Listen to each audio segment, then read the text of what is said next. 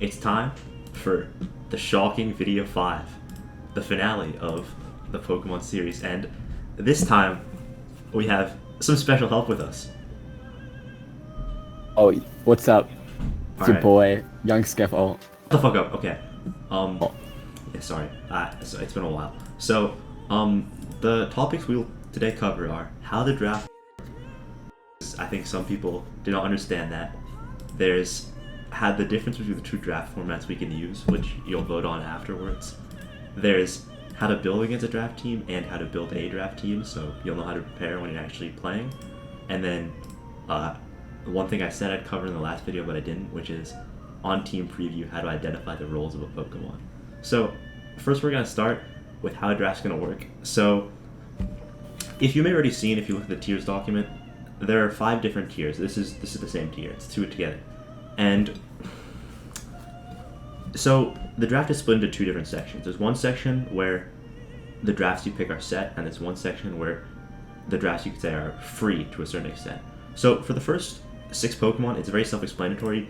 You just draft based on the tiers. You have 1 tier 1, 1 tier 2, 2 tier 3s, 1 tier 4, and 1 tier 5. So you can draft these whenever, you can draft these and it's, you know what you're doing.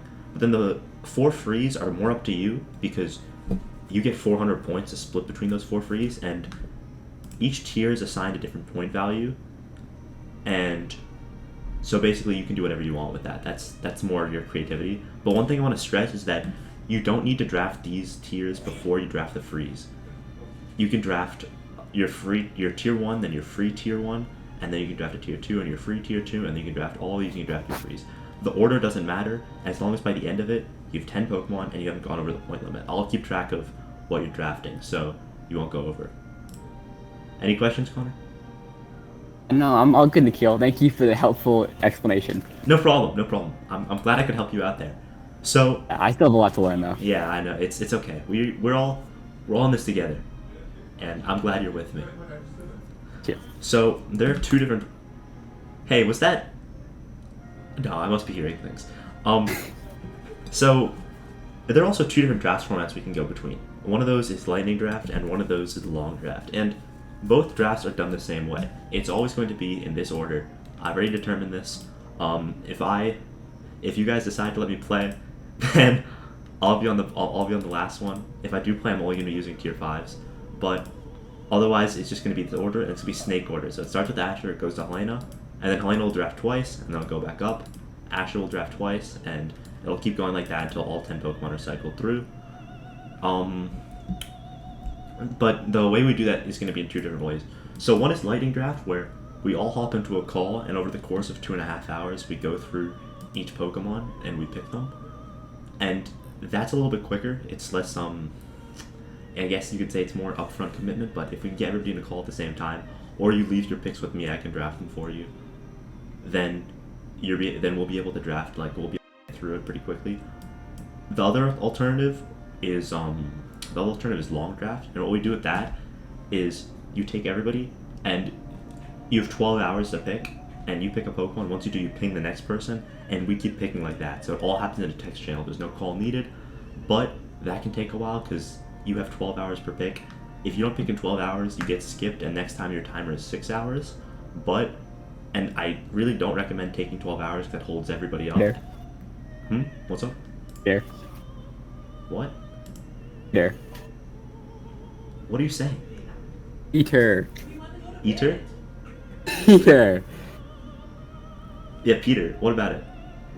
He's gonna take 12 hours. Okay, yeah, okay, thank you. Sorry. It's been a while. I didn't get the joke. That's my bad. I'm serious. He's gonna take 12 hours, so to avoid that.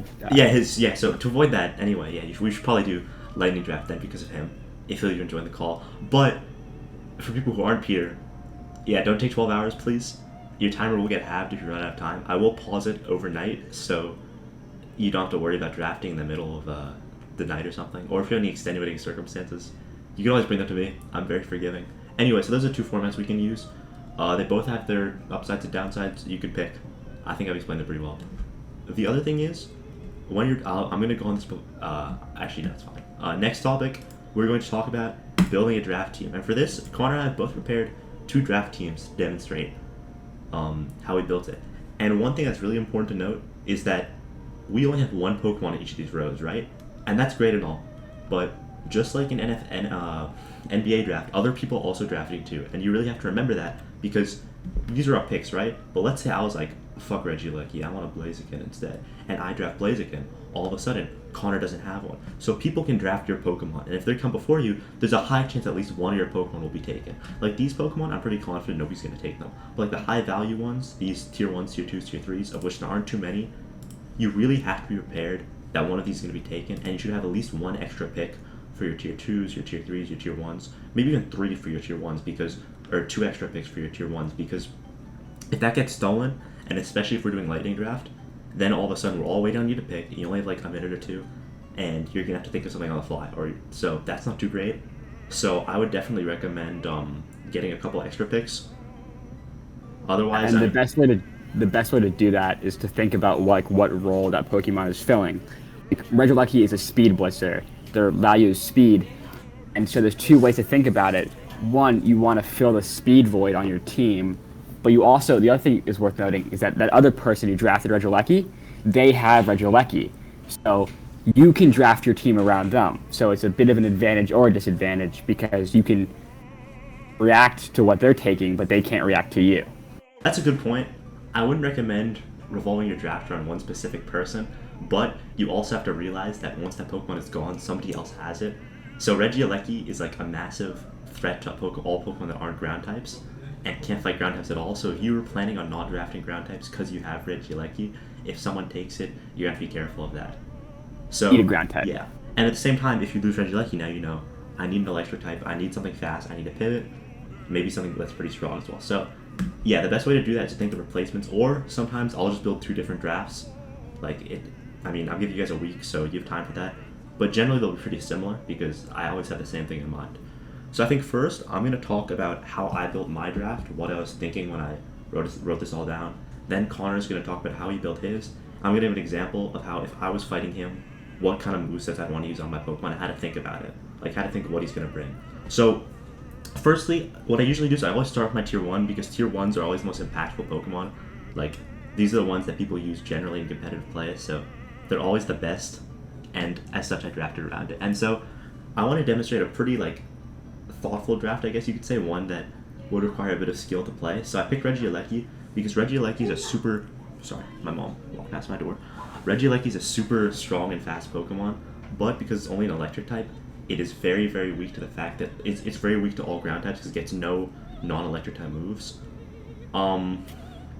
So what I was thinking with Regieleki is that, okay, I want to set my draft up so I can get rid of ground types and whittle them down and then let Regieleki sweep or finish up the rest of the game for me. So I built my entire team around supporting Regieleki. So for my tier 2 I brought Skarmory because I thought Steel Flying is a great defensive type, and it's a flying type with reliable recovery, it has high defense, and can set up hazards. I knew I wanted to have a lot of hazards on this team because hazards are the best way to wear down certain ground types. I thought if I want, that's eventually going to open up my Regieleki to get some damage done. And then that's also flying types, that covers the flying type you need. Then I got Seismitoad, which is a ground type and also a water type. Water types can threaten out grounds while also keeping Stealth Rocks up, if I want that one to do it. Skarmory, I was thinking actually would take more of a defogging role, so I can get rid of hazards if I don't want them. So Seismitoad would be my main setter. Skarmory also gets Spikes, which is a secondary hazard. But yeah, Seismitoad can do that. It's also pretty bulky, so it works pretty well as a ground type. There's definitely better ones, but in drafts sometimes you have to settle for less, and I think that Seismitoad filled that role fine. Florges was my second tier 3. It's a great specialty defensive wall. It can pass a Wish to other teammates and heal them using the Wish as a move.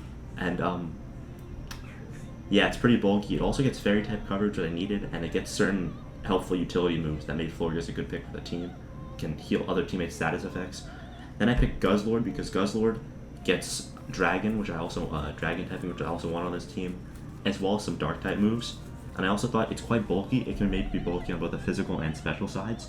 And with Guzzlord, Florges, and Skarmory, I have pretty rudimentary Dragon, Fairy, Steel Core. Those 3 work pretty well together, so I thought that made for a pretty good team. Then I thought Crabominable is a strong fighting type for tier 5, one of the better ones. It gets Ice type moves, which threaten out ground, and Ice fighting is just a really good combination. So that was good. Urshifu Rapid's my main partner to Regieleki. Urshifu Rapid threatens out some of those common ground types and is generally a really strong physical breaker. It does a lot of damage. It's water fighting type and it gets really strong fighting type moves as well as a great signature water type move. You would see that if you'd watched the Pokemon breakdown. That's 4 hours long. So yeah, there you go. You don't have to watch all 4 hours of it, obviously, but then I thought I want Tangrowth because Tangrowth can fill a great physically wall role while also getting Regenerator, which is an ability that heals you when you switch out. So that's a really valuable ability to have. So I thought Tangrowth would be great. I also decided I wanted a grass type Pokemon, preferred to check that. So that's why I brought it. Shedinja's an interesting pick. I thought I was kind of weak to fighting type moves, so I picked a Pokemon that's completely immune to it in Ghost type. And Shedinja is also a super unique Pokemon. It's got Wonder Guard, so that means that it's immune to all moves that aren't super effective against it. But if the move is super effective, it'll kill it in one hit because it's got 1 HP. So I thought Shedinja could also take advantage of unprepared people. I mean, hypothetically, this is a real draft. And then finally, I picked Typhlosion because it's a strong fire type, and I have a water type and a grass type already. So I thought, why not have a fire type? I need another special attacker. So that's how I planned out my draft. That's just an example of the thought process you can use. And now I'll leave it over to Connor to explain how he did his. Okay. Hey. Again. Facts. So when I drafted my team, the first thing I looked at was what Pokemon worked well together within the different tiers. Because you don't have the luxury of building a team of like 6 really strong Pokemon. My strategy was kind of to find Pokemon that could bolster my 2 tier 1s from the lower tiers to make them more effective. Because the way this tier system works, it's a game of diminishing returns. 1 tier 1 Pokemon, in terms of offensive prowess, is probably worth 2 or 3 Pokemon. So don't let the points fool you. Sorry, 1 tier 1 is worth 2 or 3 tier 3 Pokemon? No, tier 1, even no, your mic cut out. Your mic cut out. 1 tier 1 might be worth 3 tier 3 Pokemon, even. Okay. Despite like what the points might make. Yeah, maybe like 2.2. But yeah. Yeah, you know, about-ish, maybe 3, maybe 2.2. Depends on the Pokemon. Definitely, they're gonna be central Pokemon, the higher tier ones. You have to build your team around them. That's pretty much even Nikhil did it too. The way Regieleki was so pivotal. Unless you can also, there are certain tier 2s you might want to build around, but tier 1 generally can have a lot of central Pokemon. So unless you're running like a wall from tier 1, like certain really defensive Pokemon, it's best to build around one of them. Or at least you just want to build around the high tiers. You don't want to build around like a shitty, awful Pokemon. Yeah, choose, but don't build around a low tier. It's not gonna work. No matter like what cool strategy you googled on Smogmon. Unless it's Doublade. Yes, unless it's Doublade. Yay. Doublade's really cool. He's our favorite. His favorite. Yeah, #1 Pokemon. Strongest Japanese. Yeah. Anyway, we got Blaziken, which is a really strong Pokemon. Good attacker. So defense. Pretty quick. Not doing megas, but if they had a mega, really strong. The thing is about I'm gonna skip.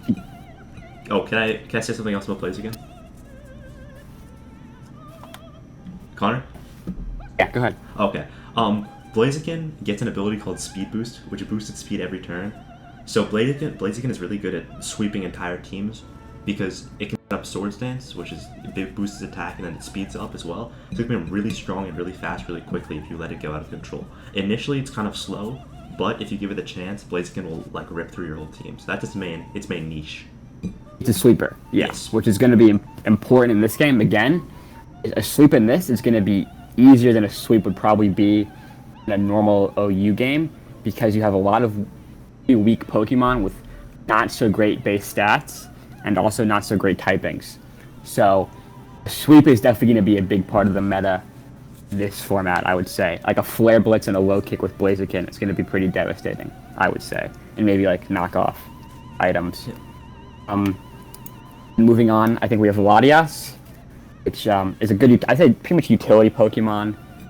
Maybe you have something like, you might have like a Roost also to keep it alive. It's a decent almost semi-wall. And then you might have something like Ice Beam. It also has Levitate, which means if you have Rocks Up, it's not going to help. Oh no, it's not Levitate doesn't protect rocks, it means it's protected from ground type moves. That's what I said to say. Anyway, ground types, not rocks. Sorry, my fault. No problem. It's okay. Anti-Earthquake. Earthquake's not going to work, which is going to be pretty big because, again, one's going to have a ground type. It's a pretty pivotal thing, so having something that can anti-Earthquake is pretty useful, I would say. Thanks. It's next. I have Torkoal. Torkoal's ability is going to set up Sun. He's going to make Blaziken. He's going to set up a Sun, which is a weather effect in Pokemon. I'm not sure if Nikhil went over that. Did you? No, Weather? I didn't go over weather specifically. I think I'll just go over it really quickly here. There's 4 different kinds of weather, and I talked about in the video what the setters were, but just go over them really quickly. Rain is set by Polytone and Pelipper. Sun is set by Torkoal and Ninetales. Sand is set by Hippopotas, Gigalith, Hippowdon, and Tyranitar. And Hail is set by Ninetales, Alolan, and Vanillux, and Abomasnow. And so basically what each weather does is they all have like certain configuring effects.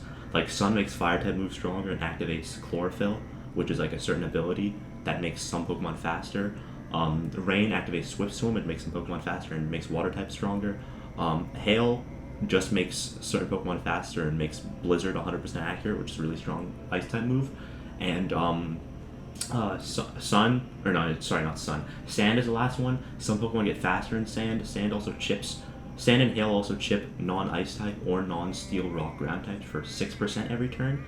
And they also, when you've got Sand up, Rock types get extra special defense. So each one, some people build teams or like half of their team around a weather type because weather can be really, really strong. Like drafting Torkoal and Blaziken, for example, is going to make Blaziken really strong. Its fire type attacks will get even stronger. And Torkoal is also a great Pokemon by itself. So that's like the basis behind drafting weather. Sometimes people draft just the setter and one other extra Pokemon to abuse it, or they'll draft a whole team based around the weather. Yeah, exactly. So that's weather basically.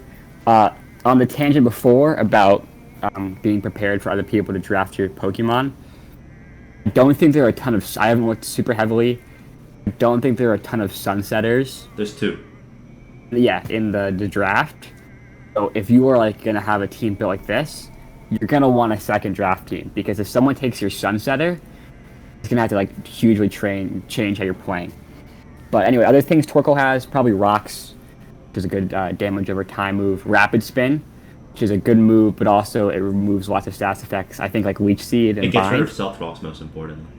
Yeah, and most importantly, Stealth Rocks, which is going to be the single most used status move, I would bet, this competition. Then we got the second tier 3, Melodic, which is a wall. Again, walls are... So I'm sure Nikhil probably went over walls, but basically they're really tough, bulky, beefy Pokemon that can take lots of damage and basically stay out for a while. They heal themselves. Melodic would have... Melodics Well, would have... Melodics also have... usually use Toxic, which is a good move because it's damage over time. So it's going to be taking lots of hits while it's happening and staying alive. It's also going to be wearing you down with poison.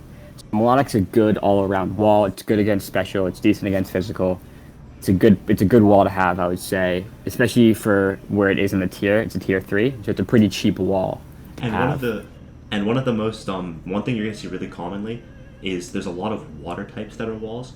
Because water types often get reliable recovery, like Melodic has Recover, which heals itself by 50%. Yeah. So reliable recovery moves are really helpful for a lot of walls. And also... good typing. Yeah, bulky. Water doesn't have a lot of weaknesses, and they have access to Scald. And Scald is like the best defense move in the game, because an 80 power water type move, there's a 30% chance to burn. And burn basically cripples all physical attackers. So water types especially really appreciate having that move. Yeah, so... Again, building off that, Scald and Toxic are going to be good moves because it's a good synergy, because it's a Pokemon that stays out for a while, lots of turns. Every turn the Pokemon takes damage. Makes sense. You're going to do lots of damage. You're not going to take that much. So it's a good idea. The other thing Melodic offers, is that it can shut down sweeps because it has Haze, which kills all status effects. So if you're worried about a sweep, then like there's certain Pokemon like Melodic that get access to that. And if you want to find out, by the way, if a Pokemon has a certain move, like you're looking for something like Haze, and you know what you're looking for, you can go to the team builder, you can go to new team, and just select OU your format, then press add Pokemon, and type in the move. So for example, if I pick up Haze, this is a filter. So now I get to see every single Pokemon that gets Haze. As you can see, Melodic gets Haze, you'll see some great tier 1 Pokemon that get Haze, and this is basically everybody. So this is a good tier for picking drafts, especially when you're looking for a specific move, but you only have low tier picks left. So if I need a tier 5 with Haze, for example, I could think, alright, I guess I'm picking up Garbodor. Alright, so back You can also sort for the other stuff there. yeah, there's some other stuff you can sort for, like, there's Abilities. type. Yeah. Like, here. If I wanted to search for a generator, which is a great ability, these are all the regenerator Pokemon. If I say I think I really need a fire type, these are all the fire type Pokemon. Anything, if you're thinking like that, it's a great tool, I would say. Yeah, we love the team builder. Build the team builder. It's gonna be your second best tool besides the damage calculator. I would say the team builder is more useful than damage calculator. Probably for us, yeah, I would say. Well, no, because like you need to build a team. Yes, this is true. This is very true. Damage calculator, okay, especially more useful like, team builder, more used is probably going to be the damage calculator. Okay, Because you only use the team builder once. Anyway, Swellow, right? So Swellow, not a super strong Pokemon. Normally, it's a low tier. I think it's NU. I think maybe lower. Yeah, it's pretty garbage. Garbage, but has decent synergy with the Zangoose. But and also it's pretty fast. It's scrappy, which is a decent ability. It means you can hit ghost types with normal type moves. Yeah, which is gonna be pretty. It's pretty useful for a normal type, especially honestly, might catch someone lacking, putting out a ghost type against your normal type. Then you hit them with something, and it's like, oh wow, I expect quick attack to do damage, and you've got like some free chip off. Facts. I think it's probably gonna happen at least once. Has U-turn, which is a good switch move. You can basically, it's quick, so you can U-turn out, and then move into something that can probably take the hit. It's like a good little chip damage. Or gain momentum if they switch, because if they switch, you can respawn with U-turn. And exactly. Yeah. And so then you will have. You'll know what to pick to defeat them. Yeah, because they'll switch. Then you U-turn and you switch out yourself. U-turn and then you can switch. You basically have free switch off with damage. Yeah. So, be pretty swag, I would say. That's pretty much it. I would say Zangoose is kind of in the same vein. That it's a kind of a fast little quick attacker Pokemon. Zangoose also gets a version of Guts by itself. So when it gets poisoned, it does 1.5 times damage. So it has toxic boost, I think it's called. Toxic boost. Yeah, which is a good. You were up against like wall or something, like even like not melodic, but someone who's trying to toxic stall you. You have toxic boost, and maybe you're running a toxic orb too, so you're going to be doing a lot of damage, poison Pokemon, and maybe you're running Swords Dance too, so you get a lot of damage out of a pretty cheap Pokemon. That's pretty useful. It's quite facts. Facts. Next on I have Chomp. We're now in the free Pokemon, so these are point based. I did a 180, which is a tier 1, a tier 3, and then 2 tier 4s. Yeah, I had a tier 1, a tier 2, and then a tier 4 and a tier 5 because I valued having that extra tier 2. But if you want to have 2 tier 4s and don't want to be stuck with like a really bad Pokemon, then 180, 100, 60, 60. These are the 2 splits I recommend. These are the 2 ways I normally draft mine. And you have to draft 4. Yeah. No, you can't get 2 180s and be like no more Pokemon. That's cheating. None of that. Then we're on to Garchomp. I want to say about Garchomp, one of the best Pokemon of all time, probably. Yeah. Great coverage, it's fast, good attack, Bulky. decent defense. Bulky is all hell. Stealth rocks. Rough skin. Yeah, rough skin. Maybe setting up Stealth Rock. Probably has Earthquake, so this is a good ground type to have. The niche also being super useful. Stone Edge maybe, or something like that. It's just there's so little to say. It's just such a good Pokemon. A lot of good moves with Stab. I think the kill covered Stab. Yes. I think probably covered coverage too, but basically, it's a type that does well. That's pretty much all there is to say about Garchomp. It was the best Pokemon of all time for a while, so. Facts. He's really cool. Moving on. He's really cool. Yeah, he's my friend. Next we got Galvantula. Kind of a niche role. It's a suicide lead in this team probably, which means it goes out, gets off a Thunder Wave, and maybe a Sticky Web. A Sticky Web's really great dies. because it allows slower Pokemon to sweep, because Sticky Web, what it does is it's a hazard, and when you switch in, it means that you'll take -1 speed. So it can allow slower Pokemon to get an opportunity to wipe through teams. Also, So again, it's good because it's a fast suicide lead. So it probably goes up first, probably dies to like Nikhil's Garchomp if he has one. oh yeah. But it gets off maybe not on Garchomp, but it would get off the Thunder Wave and the Sticky Web. It dies, but it definitely got him off because of how fast it was. And then the rest of my team, if I have a slow team, which this is some of these Pokemon are kind of slow, but not really. Like the Golurk's kind of slow. If you're running So if you're running a suicide lead, you can also run Focus Sash, which is an item that means you'll survive at least one hit from full health. So you're it guaranteed. means you get the guaranteed 2 off. You get the Thunder Wave and the Sticky Web, Unless regardless of what happens. And, And because you're probably faster. And well, no, if they use a multi-hit move, then you won't. But otherwise, Oh, it's true. And the other thing is that about Galvantula, it has that one of the most important factors in draft, which is modularity. Because if you don't need a Sticky Web Pokemon, then you can use it as a pivot as well, because it gets Volt Switch, some nice electric type moves, and it's pretty strong. So it doesn't have to be a suicide lead. That's just his most common role. But you can always like configure it. Can you give a Warren U-turn? No, it gets Volt Switch. It's just Volt Switch, okay. But yeah, Volt Switch is a free switch move if you're running Volturn or just want to switch out. So yeah, you don't have to run Galvantula as a suicide lead. But it's one way to use it. Yeah. But again, like Nikhil said, if you draft it and you think, hey, team isn't going to be a good suicide lead team, you can use it somewhere else. Of course. Which is cool. Then you got like Chinchino, bit of a bum little Pokemon. It's decent. It has okay offense. Cute. I think, which is nice. It's nice to have a Pokemon. I think you would agree, Nikhil. Your team is not very cute, actually. Yeah, my team's kind of ugly as fuck. So, what can you do? Shinseino's also Anyway. nice because it gets Fast. Skill Link. No, it gets Skill Link. So That's it means its multi-hit moves will always hit 5 times. So that makes it pretty strong as an attacker, deceptively so, actually. Yeah, I'm running it with Bullet Seed and Rock Blast. What That's about Tail hypothetical. Yeah, so it's Tail Slap, Rock Blast, Bullet Seed, U-turn. and I guess what? Turn, or you could use Knockoff. I suppose, yeah. U-turn is probably the better one. So basically, multi-hit moves, it's a random roll. Can hit, I think, 2 to 5 for most Pokemon. Yeah, and Skill Link guarantees 5. Guarantees it's going to hit 5. Oh, 2.5 times the minimum damage of the move. Decent coverage. It's kind of fast.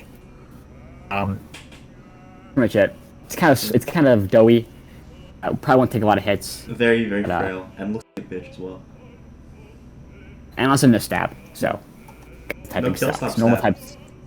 Tail slap stab, Yeah. but Austin, we'll see. It's not a super amazing move. Anyway, what I have next, I have Lurk. So Lurk and Chinchino are kind of in the same vein, I would say, in that they're like decent offense with, honestly, despite like the Lurk, not an amazing type of bulking. Good attack stat actually though. Yeah, very good. And Ghost type moves are always super strong offensively, because only Dark resists Ghost, and Normal immune to it. But otherwise, Ghost type moves hit everything very hard neutrally. So Ghost type moves are really great to have, especially comes from a strong attacker like Golurk. Pretty good offensive typing, and Ghost type is not a bad defensive typing either. It gets ground as It's well. Yeah, so it's ground. Yeah. So again, if you don't have a ground Pokemon yet, it's a good ground niche. Well, I probably wouldn't want to use ground. I think I would probably want another ground type. Yeah, definitely. Because Golurk isn't super bulky. So if this is your Pokemon to stand up to like a strong tier 1 electric type, recommendation. So yeah, what you say about these? Some of these Pokemon don't have level 10 going on. Yeah, they're pretty cool. Yeah. Also, one more thing about ground types, because we mentioned Volt Switch. Yeah. Ground types Are good immune to against electric. Volt Switch. And that's the reason Volt Switch is one of the 2 moves that allows you to switch, or 3 now, which allows you to switch while using while also using an attacking move. And Volt Switch is pretty widely distributed to electric types. So ground types are useful partly because of their niche of stopping quick Volt Switches. For example, Regieleki is the strongest Volt Switch in the game. So the reason why you want a lot of ground types is so you can stop, like, for example, Regieleki from shitting on your team. So I think now you have a basic understanding of how both of these teams were, or at least conceived.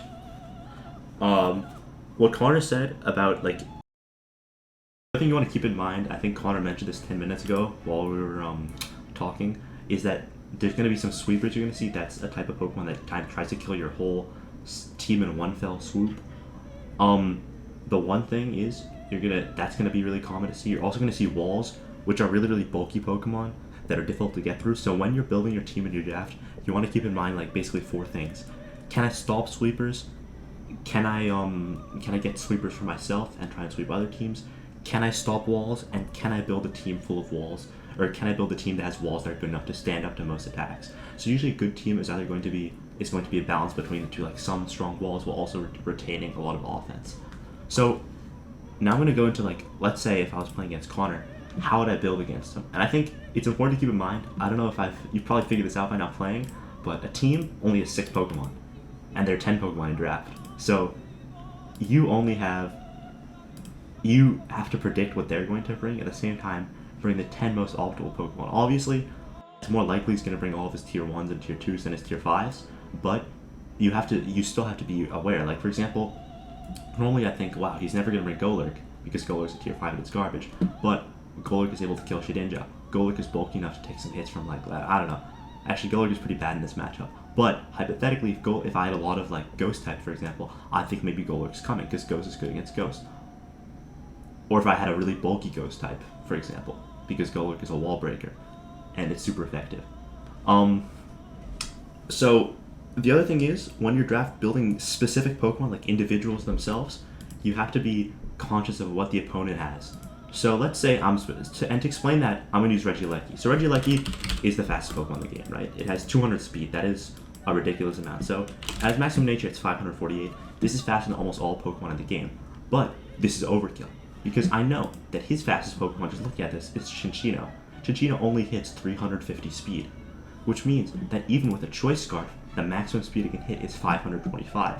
So the highest limit this Regieleki is ever going to need for speed is 526. So you've saved what, like, you've saved 84 EVs there, or 80 EVs there, because you know that this Pokemon is never going to need any more speed than this, or all, like, except in an extremely niche situation, which you probably don't need to think about. And by using this, you can use your EVs more wisely. You can maximize your Spectral attack, you add some bulk as well. This 84 HP could mean the difference between surviving 2 hits and surviving 3 hits. The other thing you can do is you can use the damage calculator, and let's say, I explained the damage calculator in an earlier video, so I'm not going to go over this again, but let's say you wanted your Regieleki to be guaranteed to survive 1 hit from Chinchino. So you see Tail Slap is 114% that's going to kill you every time, right? So you start cranking up your HP until you know you're guaranteed that you're always going to survive a Tail Slap at 180 HP. So you can use the damage calculator as well to try and find out if you want to know that this Regieleki is always going to be able to beat a Choice Scarf Chinchino. You crank its HP up, you put the maximum special attack and put the rest in speed or whatever you need to do. But the point is, you can change your sets up from the default 252 to make it suit your needs. The other thing I want to talk about is covered moves, right? So again, let's say I've got my Urshifu Rapid, right? And Urshifu Rapid typically runs a water type move, so a fighting type move, and an ice type move. So when I look at his team, I think, what if instead of an ice type works here, and then also U-turn as bug coverage. So I think you're alright. Ice type moves are great and all. They work against Garchomp, they work against Latias. Fighting type moves are useful as neutral coverage here, and they kill Melodic Spell and Zangus. And Chinchino, sorry, I forgot about that. And water type moves work for Blaziken and are also just generally good hitters. But what if I need something to deal with my low deck? So I look into this moveset. Is there any move I can use that is super effective against water, which is grass type and electric type? And I see here, okay, I've got Thunder Punch. So I'd use Thunder Punch, and now I know I have a 4th move. I've given up U-turn, but I know I now have coverage that can hit every single Pokemon on his team. And let's say he didn't have Latias and Garchomp. Then I think, hey, why would I need Ice Punch? It doesn't hit anything. I can replace Ice Punch with a different move. So you have to look at your Pokemon and think, is this move necessary to have? You normally, you're going to have suggestions from, most of you are probably going to build your Pokemon with Smogon, and you're going to have suggested moves, but you can always change those around based on the Pokemon that you're fighting. And so going back to the team builder, Yes.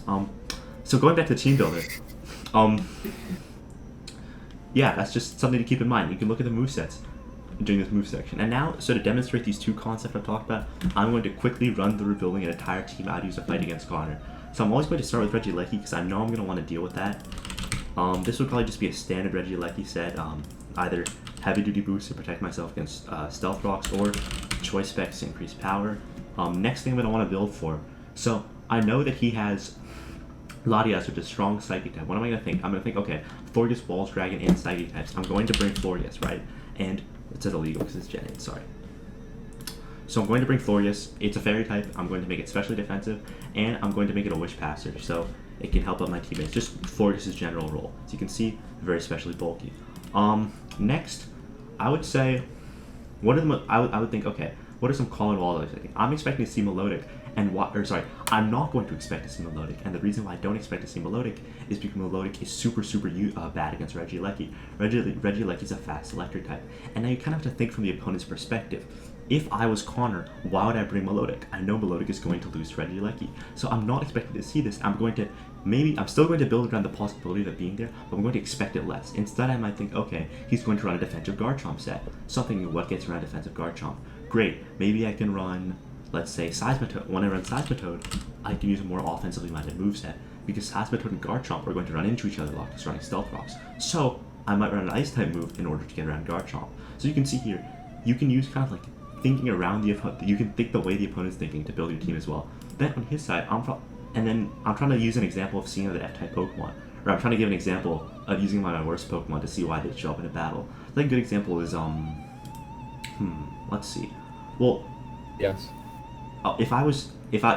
Switching up to Connor's perspective, Shedinja is a ghost type Pokemon, right?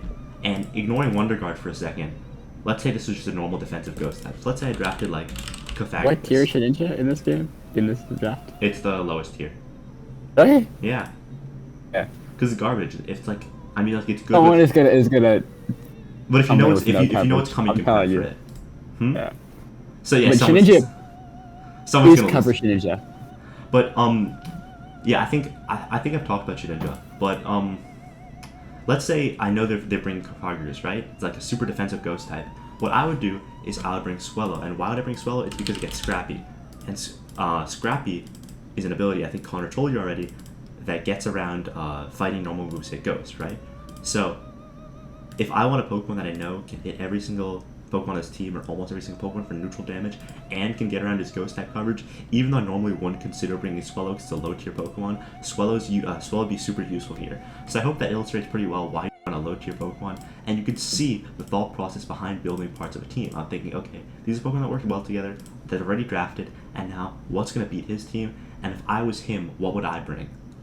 That part is a little bit more complex. You don't necessarily always have to be thinking like that, but that's what I use to make my draft a little bit more specialized from person to person, and not necessarily just like picking Pokemon that look cool to me. You also want to think about what the other person is going to bring, and what they think you're going to bring. And then finally, this isn't a draft topic, but this is something I talked about before, as identifying roles of team on team preview. So team preview is when you're starting a game and you're about to see what Pokemon are bringing. So let's say this is the team that my opponent is bringing. I'm just going to finish it off real quick. So, what am I thinking when I do this? I'm thinking, okay, every team wants to have a fast physical attacker, a strong physical attacker, at least a pretty decently strong special attacker, some defensive Pokemon that also have some utility moves on them, and they're also going to have like, that's the basic combination. Sometimes you're going to see very heavily minded defensive Pokemon that you know what they're going to do, and sometimes you're going to see not so defensive Pokemon. So like Blissey, for example, you're always going to know it's going to be defensive, but like Seismitoad, for example, you can never be quite sure if it's offensive. So normally what you're also going to expect on our team is at least one Choice Scarf user, and you want to try and identify what the Choice Scarf user is, because you don't want it to catch you by surprise when you're like in the middle of a battle and all of a sudden it's faster than you. So on this team, this is an exception. I wouldn't expect a Choice Scarf user because I know Regieleki's already so fast, it has no need for a Choice Scarf. So I'm expecting a really strong Regieleki set with Choice Specs maybe. I'm going to see Florius. I'm thinking, hey, this team needs a specially defensive wall. Florius will probably be occupying that role. Then if I know Florges is especially defensive, it means Tangrowth is probably the physically defensive Pokemon. And Seismitoad, usually Pokemon are going to run, teams are going to run at least one other bulky Pokemon besides these two, because they want to have an emergency fallback. And so Seismitoad is probably going to run a mixed bulk set, maybe like maximum HP, a little bit of attack, a little bit of defense, and then it's going to use its natural bulk to rely on special defense. So some teams are going to be a little bit weaker on the special side, but it's also important to note Seismitoad isn't necessarily a full wall. Seismitoad is also able to use offensive moves. So I'm going to think about that. I'm going to say, hey, this Pokemon also has some offensively threatening moves. Same with Tangrowth. Tangrowth has pretty decent attack and special attack. It gets some nice moves. Something Tangrowth is probably going to be physically defensive, but I also have to be aware of the moves it's going to use. Finally, I'm going to look at Carbonal. I know Carbonal is slow. I know there's going to be at least one more physical attacker on this team. I think, hey, and then, so looking at Carbonal and Urshifu together, I might think Urshifu often runs a choice band, so I know Carbonal is probably not going to be a choice band user since it values the combination of fighting and ice. So it's going to be maybe heavy, it might use heavy duty boots to get rid of its rocks weakness. It might use Life Orb, which gives it power while allowing it to switch moves. So I'm expecting this thing to be maybe a slow Life Orb user, max HP, max attack, with a fighting type move and ice type move. Urshifu is almost always going to be either choice band, which is an item that multiplies your power by 1.5 times, but it locks you into one move. So this is a really high risk item. Usually only use maybe two of these, three of these maybe on a team, choice items, because they're that strong, but too many it becomes... Gets reset though. Yeah, it gets reset when you switch out. But too many of them can be a problem, but you always want to have at least a few on your team. I always see at least two. And Urshifu is a... So Urshifu, because its attacks are so strong, doesn't really need to switch around much. It's often a very prediction-reliant Pokemon where you predict what they're going to do, and you use Choice Band to kill it in one hit.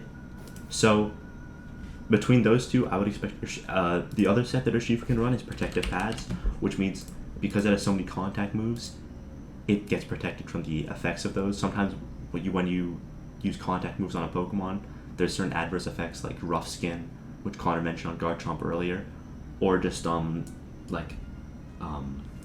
physical moves often have downsides that special moves don't have, and Protective Pads protect you from those. Recoil. Yeah, Recoil.